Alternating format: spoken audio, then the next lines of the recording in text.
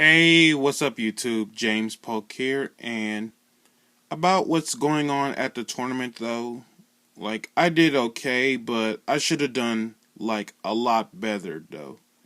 So the deck I'm going to profiling is Shaddoll's. So Construct, yeah, it's sadly banned. But as a Shaddoll player, I just want to say that I love you, although I never got the chance to use you on the field. And hopefully you'll get out of that ban list real soon. So, yeah, without further ado, let's jump to the deck here. And for the starters, we're going to start off with the non-Shaddoll, by the way. So one each of BLS and Chaos Sorcerer. So you guys will know that I'm running a small number of light targets. So again, BLS, Chaos Sorcerer. 2 card troopers. Now, ever since Mathematician was hit at 1, and also don't get me wrong about this judging thing either. Raiden is a better card than Card Trooper, but I just like Card Trooper so much because I'm all about deck thinning in general, though. So, 2 card troopers and three Armageddon Knights.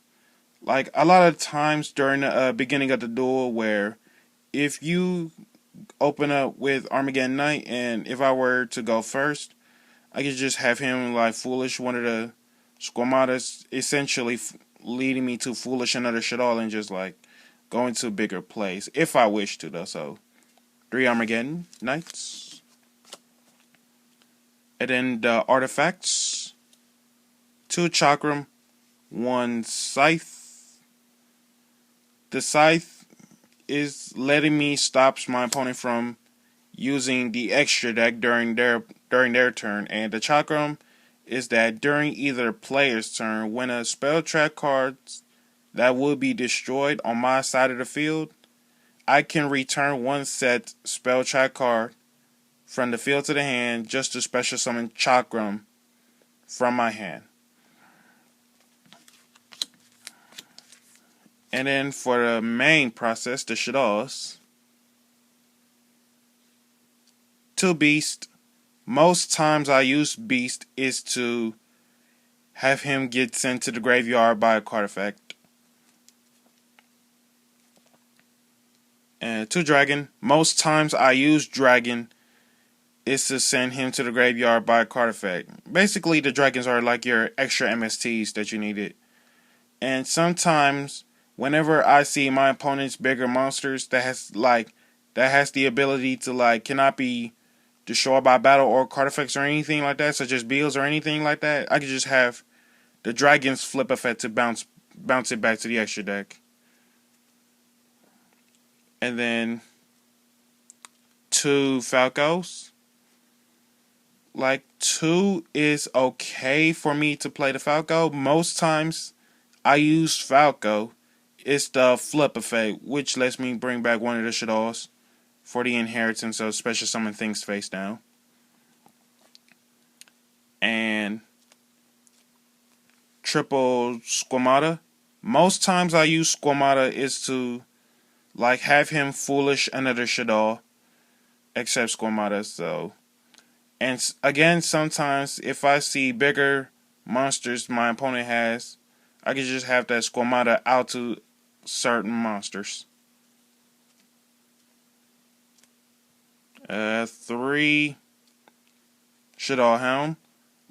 This is one of the Shaddoll monsters people rather not run, because Hound just lets you recur things from the graveyard and just recycle stuff and just get to reuse them again. But Shaddoll Hound, most times I use him, is the flip effect.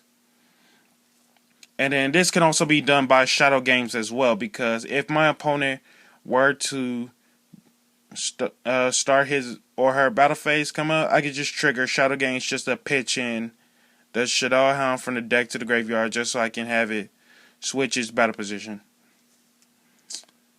And then the Shaddoll Hedgehog. A lot of people would play 2, but I can see myself playing 3 because Shaddoll Hedgehog is your searcher. I mean, and most times I use Shaddoll Hedgehog. It's a little bit in between there. So, and that's it for the monsters there. And then for the spells, is that due to the ban list already kicked in a notch like the past few months back, though, I should say. Well, excuse me. You all had to excuse me. I'm still a bit tired throughout those calculating the days and such like that. But due to the ban list just kicked in as of the past few weeks, I should say. So that would lead me up to the amount of 1 Nephis Shaddoll, 3 Shaddoll Fusion, and 1 El Shaddoll Fusion there.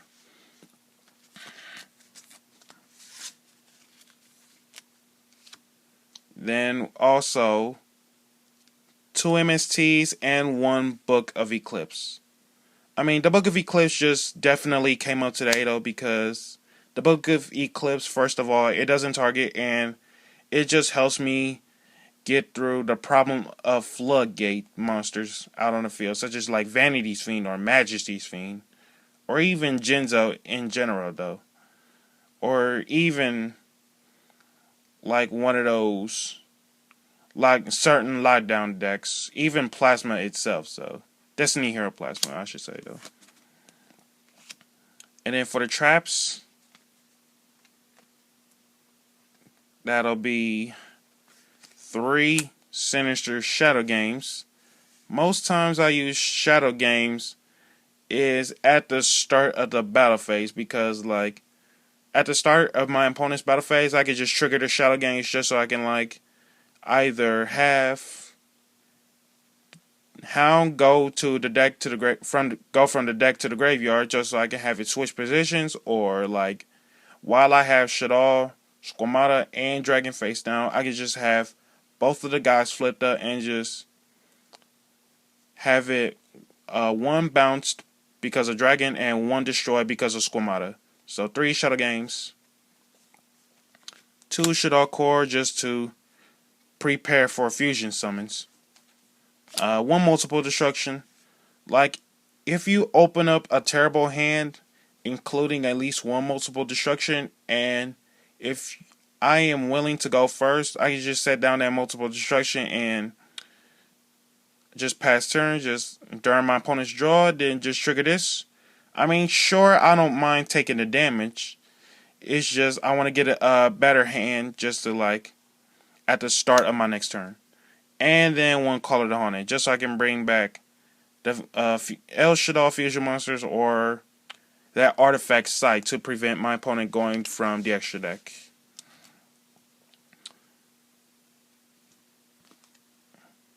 And speaking of the extra deck, 2 El Shaddoll Shekinagas. This card just like definitely came up today. 1 Grista. Made this card at least once. El Shaddoll Wendigo.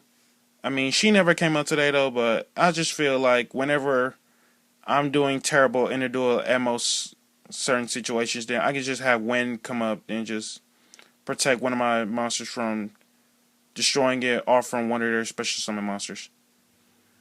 And then obviously the 2 El Shaddoll Window. This card just definitely come up a lot today though, and this helps me stopping my opponent from like making number like a certain number amount of special summons. But while Window is up, I can only have my opponent and myself stop the occurrences of special summon. That's it for the fusions and the synchros. Red Wyvern. For the Red Wyvern, in case you guys do not know, during either player's turn, if a monster with a higher attack than this synchro summon card is on the field, you can destroy that 1 face-up monster on the field that has the highest attack. Your choice is tied. and it is used once while face up on the field. So basically, Red Wyvern's effect is a one shot. And then the Yazi, I really love Yazi so much because of the main thing about him is that he cannot be targeted by card effects though. And then the one Michael, because I can just make this monster out of a Falco and an artifact monster. And then for the XZs, Dark Rebellion, Karen Gorgon, just to let me rearrange targets, Abyss Dweller, and Abyss Dweller is very good use against Mermills though, so just to be aware about the effects of Atlanteans, then I could, or Abyss Lyn, I could just trigger all Dwellers effect, just to make sure that the Mermill players are not getting their effects, or the Atlantean monsters. And then I'm going to leave out the last two for the XZs. Number 101, Silent Honor Arc and Castell. I mean, like, some decks you may want to go into Castell, and some decks you may want to go into, like, 101. For the Castell part, you gotta get this all from Shaddoll and Burning Abyss. And for the 101, you just gotta go, like, Satellars, take their Trevor, and then, like, other certain amount of matchups for it. So 101 and Castell, you gotta mainly go off of those two. And then the side deck, this is where it gets interesting. 2 Puppet Plants. I mainly wanted to see Shaddolls, but that never came up on my side deck. 1 Raikou and double Penguin Soldier. I mean, the Raikou, I can use the effect of it just a mill, and the Penguin Soldiers, of course, it's Shaddolls because I tend to set a lot of stuff face down, so people don't even know if that's a Shaddoll Hedgehog or a Squamana, and it just like literally catches the guys off guard all from game 2, game 3. Which I find this card very excellent, and the Penguin Soldier lets me clear out the problems for a bounce back the bigger monsters. 3 Mind Drain, just because of side frames. But be aware that if that one side frame monster that has to deal with negating traps, just be sure to have the second Mind Drain ready to be active. And then the Cursed Seal of Forbidden Spell.